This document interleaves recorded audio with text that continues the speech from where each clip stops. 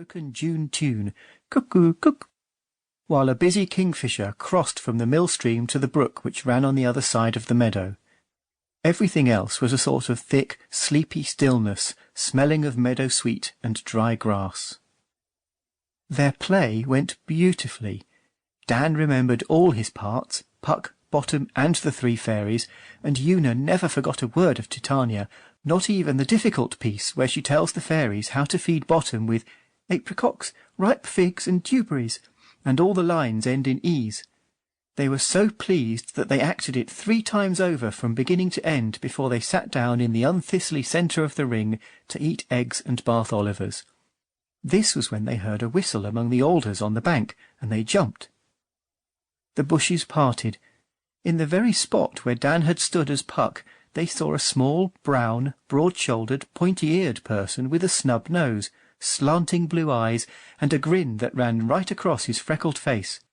He shaded his forehead as though he were watching Quince, Snout, Bottom, and the others rehearsing Pyramus and Thisbe, and, in a voice as deep as 3 cows asking to be milked, he began, "What hempen homespuns have we swaggering here, so near the cradle of our fairy queen?" He stopped, hollowed one hand round his ear, and with a wicked twinkle in his eye went on. "What a play towards! I'll be auditor, an actor too, perhaps, if I see cause." The children looked and gasped. The small thing, he was no taller than Dan's shoulder, stepped quietly into the ring. "I'm rather out of practice," said he, "but that's the way my part ought to be played." Still the children stared at him, from his dark blue cap, like a big columbine flower, to his bare hairy feet. At last he laughed. "Please don't look like that. It isn't my fault. What else could you expect?" he said. "We didn't expect anyone," Dan answered slowly. "This is our field." "Is it?" said their visitor, sitting down. "Then what on human earth made you act Midsummer Night's Dream 3 times over, on Midsummer Eve, in the middle of a ring, and right under one of my oldest hills in old England? Pook's Hill, Puck's Hill, Puck's Hill, Pook's Hill. It's as plain as the nose on my face."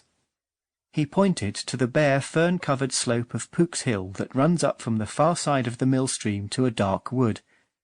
Beyond that wood the ground rises and rises for 500 feet, till at last you climb out on the bare top of Beacon Hill to look over the Pevensey levels and the Channel and half the naked South Downs.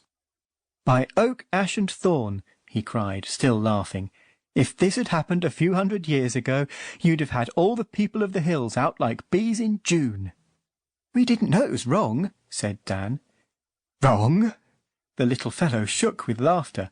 "Indeed, it isn't wrong. You've done something that kings and knights and scholars in the old days would have given their crowns and spurs and books to find out. If Merlin himself had helped you, you couldn't have managed better. You've broken the hills. You've broken the hills. It hasn't happened in 1,000 years. We didn't mean to," said Una. "Of course you didn't. That's just why you did it. Unluckily the hills are empty now, and all the people of the hills are gone. I'm the only one left. I'm Puck, the oldest old thing in England, very much at your service if you care to have anything to do with me. If you don't, of course you've only to say so, and I'll go."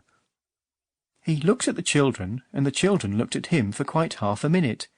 His eyes did not twinkle any more. They were very kind, and there was the beginning of a good smile on his lips. Una put out her hand. "Don't go," she said. "We like you."